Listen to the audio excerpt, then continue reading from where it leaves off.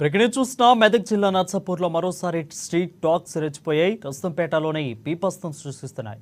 అయితే గ్రామానికి చెందిన 12 సంధిల అభిలాష్పై ఒక్కసారిగా అటాక్ చేశాయి. గాయపడ్డ అతన్ని నర్సాపూర్ ఏరియా ఆసుపత్రికి తరలించగా పరిస్థితి విషమించింది. దీంతో బాలుడిని హైదరాబాద్కు తరలించి చికిత్స అందిస్తున్నారు. గ్రామంలో వీధి కుక్కల బెడదను కంట్రోల్ చేయాలని స్థానికులు డిమాండ్ చేస్తున్నారు.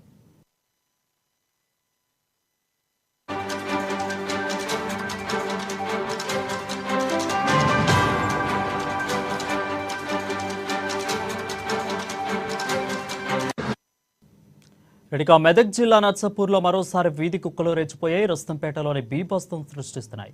గ్రామానికి చెందిన 12 సంధిల అభిలాష్పై ఒక్కసారిగా అటాక్ చేశాయి. ఇకైతే గాయపడ్డ అతన్ని నర్సాపూర్ ఏరియా ఆసుపత్రికి తరలించగా పరిస్థితి విషమించింది. దీంతో బాలుడిని హైదరాబాద్కు తరలించి చికిత్స అందిస్తున్నారు. గ్రామంలో వీధి కుక్కల బెడదను కంట్రోల్ చేయాలని స్థానికులు డిమాండ్ చేస్తున్నారు.